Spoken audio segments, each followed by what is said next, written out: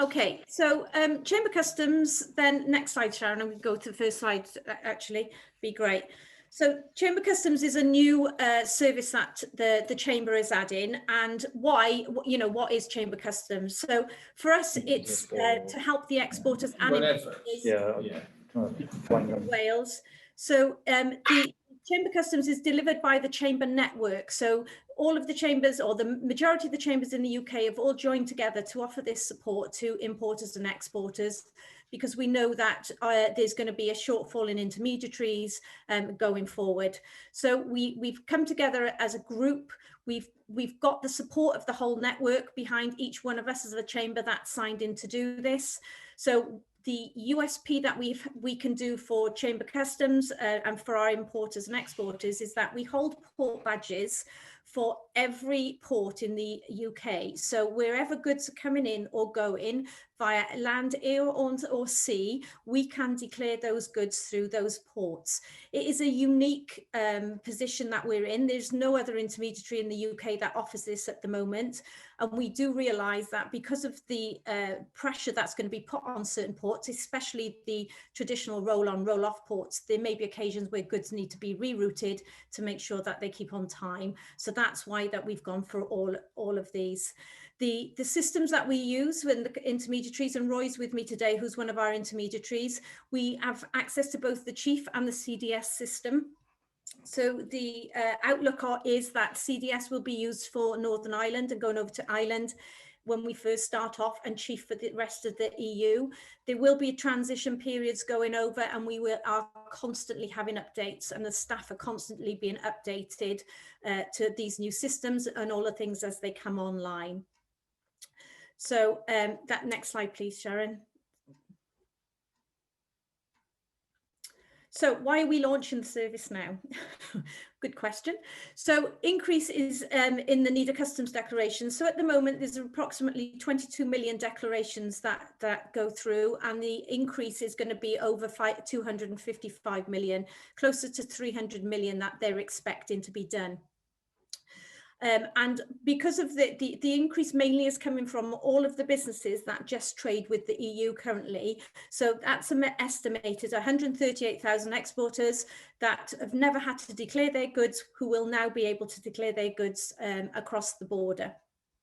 So, and that's goods coming in and goods going out. Admittedly, there is a transition period for goods coming in, which is fantastic. So the full declaration is not needed for the first 6 months. However, what the exporters will need to do is they'll need to do a full declaration for any goods that are leaving from January the 1st.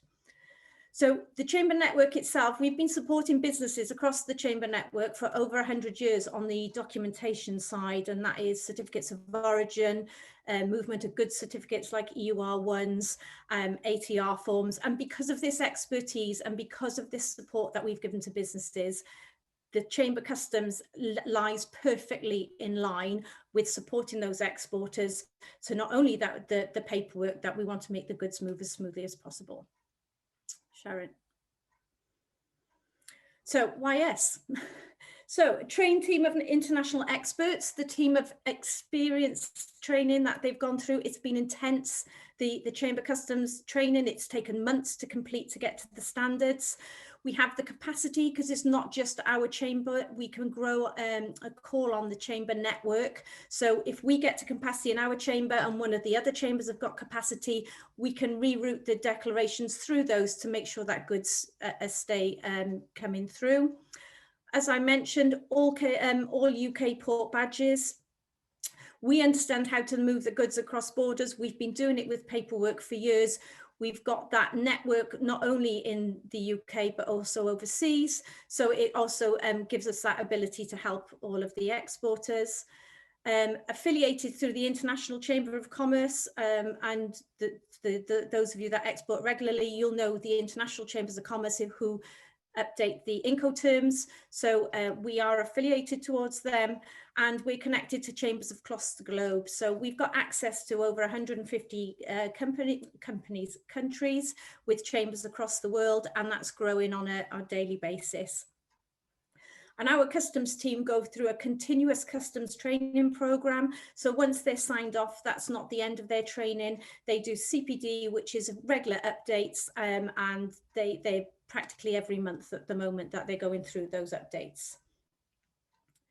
Next one, please, Sharon. So using an intermediary or go it alone, there's plenty of businesses that have decided to go it alone. That's absolutely fine. If they want to do that, no problem at all. Compliance is absolutely key in your customs declaration. A fantastic example that we use is with the commodity codes have got to be right. A commodity code for mushrooms and a commodity code for diamonds, there is 1 digit difference.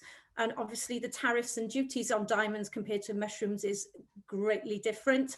So that it just goes to show how important it is to have that right, because I'm sure nobody wants to be paying extra duties if they were importing mushrooms.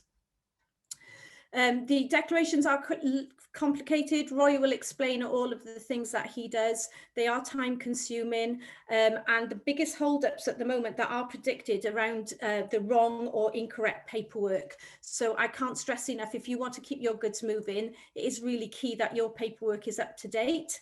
If you've got a shared container and your paperwork's right, but the person who's sharing that container isn't, unfortunately your goods are not going anywhere either. So start having conversations with your freight forwarders, with whoever you're going to have to do your customs declarations, to make sure that they're on top of that for you.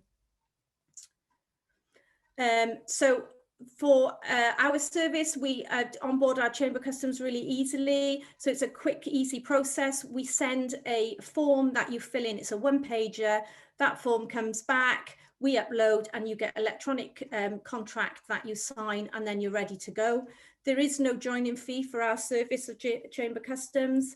Full support by the team is given to any of them, and you only pay for the declarations that we do for you when we declare going in and out. The Chamber Customs also has a deferred account for those businesses that don't want to set up one of those. They can use our deferred account, we don't mind, or you can still do Chamber Customs and use your own deferred account. We've got no problem either way with that. So I'm going to hand over to Roy now, who will explain a little bit about the process, and then we will discuss some questions and answers.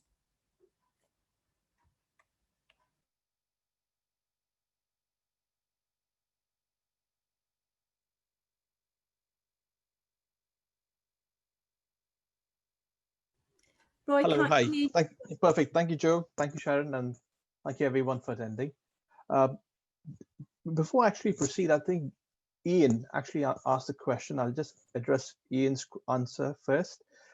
Ian mentioned about if the Northern Ireland EURI number is needed. To be honest, Ian, the short answer is I would say yes at this point of time. But just to make you aware that the talks are still ongoing. So more likely, you may require or may not, but just to be on the safe side, it's always best to get in that, take that Northern Ireland EURI number just in case, if you're good. But again, to be honest, that is a moving target. We've yet to get more information on that. Hence, I would say that needs to be left on the back burner, at least for now, till I get more information or till the Chamber is informed of more information. We can come back to that. But going back to customs declarations, well, to be honest, luckily the process is not as complicated from an export point of view, as long as you've got the right information. I would say, starting off, anyone who's importing or exporting would need to have an EURI number, and if you've not got that, I would urge you to get it done as soon as. It's a pretty straightforward process. All you got to do is log on to the government site, and you can register for the number. More likely, if everything's fine, you should have it within 24 hours. Based on the page right now, that our process, what we're looking at is when you're looking to export or import. In this example, when you're exporting, all you're doing for us is all you got to do is just email us your invoice. And more likely, if you've got information from the freight forwarder, we just need the ship that it's, in fact, the shipping company, or in fact the ship that it's being exported on, and that's pretty much your job, to be honest. but the process on the screen will kind of explains what really takes place. Now, what will happen is once we submit the C88 form or the CDS form, it goes to chief or CDS as it will be called. Once the information is already put into the system, including your shipping details, including your export and import number, and then once we get confirmation from chief, we literally email that the PDF format back to you, which is the C88 declaration back to you, which you can obviously forward it on to your freight forwarder or the courier that you're using. It's pretty much as standard as that and easy as that. But like, although I say easy, it's as long as we get in the correct HS code. So it's important that, especially now, you need to make sure that the HS codes, that your commodity codes are 100% accurate. On the website, the government website, there is the tool which you can put in your information and check, just to double check, making sure it's all 100% accurate to avoid any delays. And there's also something called as the UK Global Tariff tool as well. Please double check again, because again, the good side is that most of the tariffs are 0%, but some include certain variations, but more likely most of them are reduced. But it's always best to double check if as far as importing is concerned, your tariff is made sure. But again, based on tariffs, again, that's a moving target, depending on how the deal really pans out with the European Union. We should be able to get some more information on that in the coming days. But I think we've got a few questions coming in, but if you have any queries, I would urge you to maybe, let's ask one question. I think Joanne has a question. It says, do you have any guides on how to create standard customs paperwork, such as commercial invoices and other documents required? I think, Joanne, that's an absolutely amazing question you've asked. Really good question. Your standard, as far as your commercial invoice is concerned, I would say stick to as what it is right now. But within our onboarding, we've got a kind of a checklist. So within that checklist, there is something that you would need to add. If you've not already added your gross and net weights, please include them in your commercial invoice. Also, we would need to also include, kind of add in your commercial invoice that you sent to us, like I said, the name of the ship and the kind of the freight. But that's pretty much most of it. Is everything else is the same. But on our onboarding checklist, I can send you, if you need, I can send you the checklist, making sure that it is all accurate. In fact, I can send it to everyone who's on today's webinar, just to be on the safe side. And this is a standardized version as well. So pretty much, if you go deal with us or deal with any other company, it'll be practically the same questions will be asked to you. So I can get that emailed to you, no problem. The other question is, what's the cost of using the Chamber deferment account? Now, I think it's 4%, but I can always double check, because if you don't have a deferment account, I think it's 4%, but let me double check that. It's 3%. 3%, perfect. That's even cheaper. That's good. So yeah, so that's what it is at the moment. Moving to the next question. Says, I think Anna, she says, would you need the commercial invoice before the goods are loaded? Yes, I would suggest that the moment you are looking to do CDS, get it done as soon as before the goods are loaded, because once we put it all in place, when we upload that information to CDS, that will be kind of a done deal situation. So I would say, if you're making sure that all the stuff that you load onto your account, onto the ship, is all accurate, then yeah, that's perfect. And I think, do you have any other questions before we move on to, I'm just like to keep the floor open to any questions if you have any. We can do an open forum at the end, Roy. It might be a good idea. Yeah, I think that another question from Peter is that, are HS commodity codes and Intersat codes the same?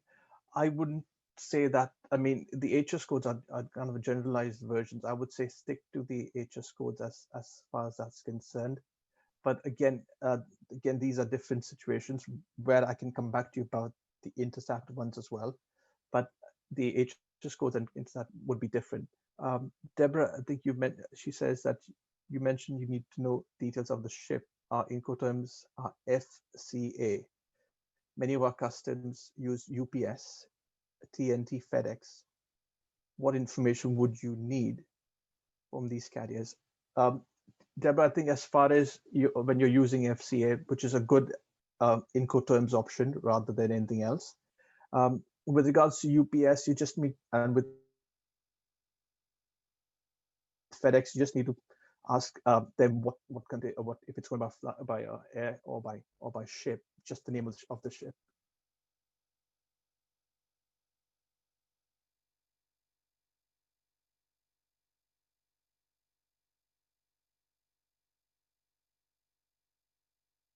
Have we lost Roy?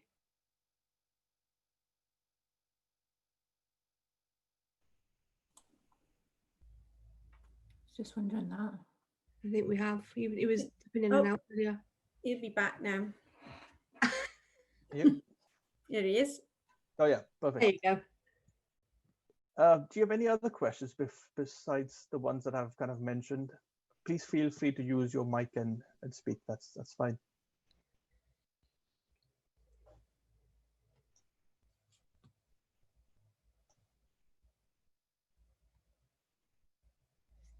Can I just ask, sorry, Yes. how long does the whole process take from when we'd obviously get a price of our freight forwarder and inquire into the vessel detail?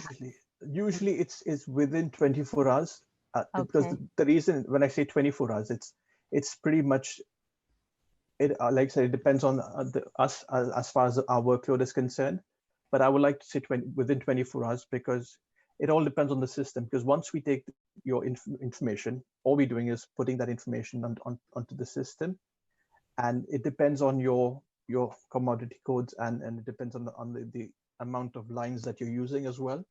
If it was a straight off process, then it could be done in 25 minutes, half an hour, 45 minutes. It all depends on with CDS if it comes back, because we can get it done as soon as, but the information once it's uploaded to CDS, it's the process, how long they would take to process all that information. Because again, you just be aware that this is brand new, a system with CDS, and there could be glitches as well. So I would recommend at least 24 hours.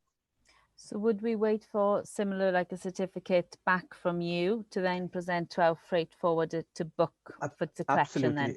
Absolutely. Okay. With this case, unfortunately, it's not as glamorous as your certificates of origin. It's a pretty much black and white a PDF format. It comes in 3 pages, or it comes in your standard 8 pages long. But again, it's pretty much a PDF. So you email us the invoice, and we literally, once we get the go, or should I say the indication from CDS saying it's happy to proceed, then we'll email you back the PDF format, and which you could forward to your guys who are traveling to the port. Pretty much, it's as simple as. So luckily, as far as the process is concerned, it's pretty straightforward. There's no glitches as such. Thank you. Do you have any other queries or questions? Please feel free to ask. Like I said, if you otherwise, we're always there to answer any queries. But as far as the existing situation is concerned, we are still in contact with. We still get to have word with the government's position on a deal or a no deal. But as far as this is concerned, we are all ready to go. Like I said, but like Joe mentioned earlier, there has been an issue because of the ports. Even in the news that you may have heard, the ports are kind of quite busy. And luckily for us, as far as the Chamber Customs is concerned, we've got port badges for different ports. So say, for example, if the freight of the ship can't dock at Southampton or Felixstowe, and if it has to be sent to a different port, we've got the port badge for that. And that's one of our commercial advantages because right now, because you've got the pre-Brexit pile up, plus you've got the PPE pile up, which right now currently in Southampton, there are nearly 2,000 containers waiting to be processed. So any kind of delay will obviously affect it. So luckily our port badges are there, like say, so if you want to send it to Holyhead, we've got the port badge for that as well, or anywhere up in Scotland. Port badges are there for us for you to process. So, and again, the price is pretty much standard. And you're looking at this is a standard price in any chamber. It's for imports, it's £65. For exports, it's around £35.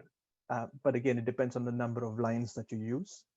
So, for example, if you're using one product, let's say it's soap, and you're using the same HS code, so you can use that.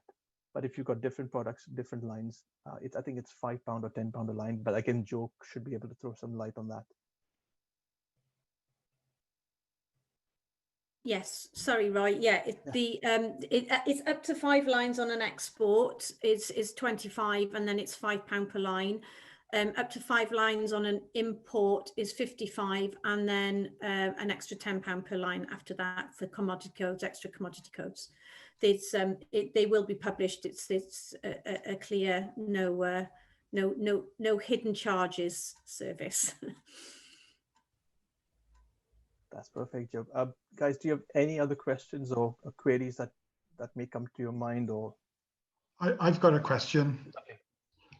Will you be able to deal with excise goods because on the EMCS system, or would that be left with the freight forwarders? That would be true. Unfortunately, we'd be left with the freight forwarder. At this point in time, we're not with Chamber Customs. They've managed. We are in talks with, but as far as excise is concerned, we're not really touching that at this point of time. But that's something we should be able to do in the future. Okay. But won't the majority of freight forwarders be able to do the customs declarations? So what's the advantage of having a separate customs agent on the freight forwarder? I'll take this one, Roy, if you like. Yeah, absolutely. No, it's pretty much the port badges. It's the advantages. Yeah, there's nothing, well, other than the port badges, there's nothing wrong with you using your freight forwarder. What we're finding, and the reason why Chamber Customs it even exists, is that the freight forwarders don't have the capacity to deal with the increase. So a lot of the freight forwarders that our members are talking to now have been told that they can't deal with any increase from those customers that they deal with at the moment, because they're getting asked this from all over. And what they're also doing is they're not taking on, a lot of freight forwarders are not taking on any new customers because they don't have the capacity. We are literally here to help fill that capacity to make sure goods don't get stuck. We're not, you know, we've done all the port badges to help the exporters. We're not knocking the freight forwarders. We work alongside the freight forwarders, and we're absolutely happy to be supporting them. And if you want to use them, that's absolutely fine. We are literally helping to support the excess overflow. That is true, Hugh. And like I said, if you feel that you're happy with your existing freight forward and you want to do it with them, that's absolutely fine. But if you need, like I said, we're always there as backup as well. So it depends. But like Joe mentioned, we're there. We are actually currently helping most freight forwarders anyway. So invariably, your work might land up on my desk anyway. So, but I suppose for imports where where our company in France or Germany is kind of bringing in stuff into the UK, they would need to know our customs agents. And could we just tell those forwarders to deal directly with yourselves? Is that how the paper chain would work, or the? No, we will only work with UK-based businesses. We can't work with overseas businesses. It's for UK-based businesses. Right. So any kind of information would have to come through. Yeah, if they've got a UK base, if they've got a UK office that they use, you know, that's absolutely fine. We can do those, but it needs to have a UK address. They need to be. We can't just onboard somebody that's based in Germany or France and have offices just over there. Okay.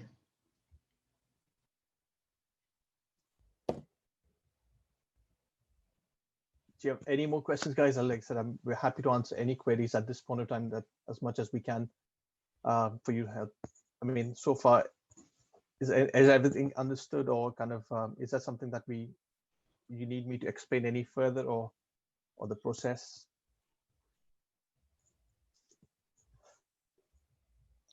There's one from Johanna on there, Roy, regarding X-Works and obviously the weights onto the commercial invoice, net weight, gross weights. So you can, if you Oh, want 2 seconds. I'm just going to open the chat. Yeah. Perfect. Now, yeah, as far as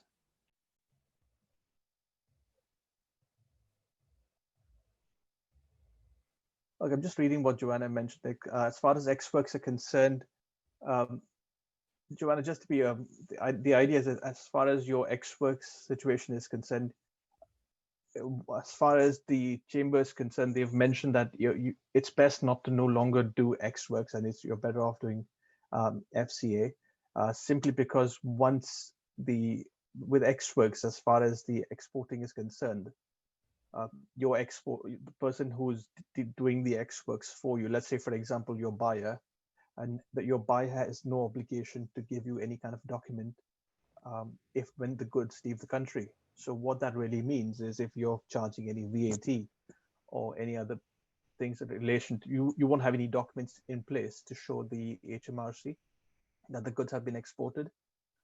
Hence, that's the reason why everyone is, even with the BCC, they've mentioned that it's best to use FCA, or so you be the exporter rather than having Xworks, because as far as that's concerned, as long as you've got some kind of proof in place, you need to, in fact, you need to have some kind of proof to show that your goods have left the country. So I would say FCA is your option at this point in time.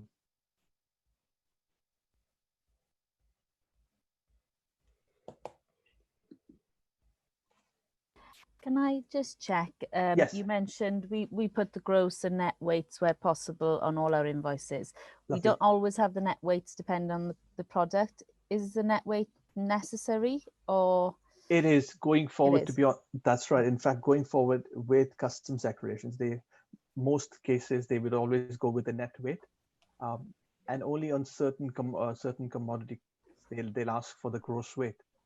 The system will actually ask for that, but net weight is the most important.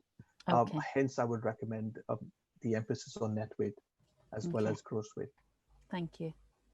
A bit round the other way from the certificates of origin, right. where we need the gross weight. When it comes to the declarations, it sort of like swaps around.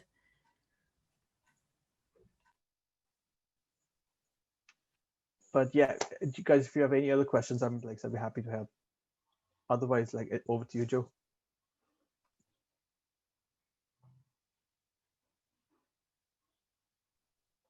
Thanks, Roy. So yeah, like we say, we've got, this is the inbox that we've got an international at South Wales Chamber. So if anybody's got any questions or they want to anything that we can help with, then obviously contact us through that email address. It's there ready for you. But you know, we will be putting out updates as things change, obviously on the Chamber Customs, but also we are expecting now the end of this month we'll have an update on documentation, so we'll know what's happening with the certificates of origin, hopefully the EUR ones and ATR forms. So as soon as we receive those updates from HMRC and the British Chamber, we will be obviously letting everybody know. We'll probably do another one of these just to go through the changes of the paperwork that will be required for next year as well.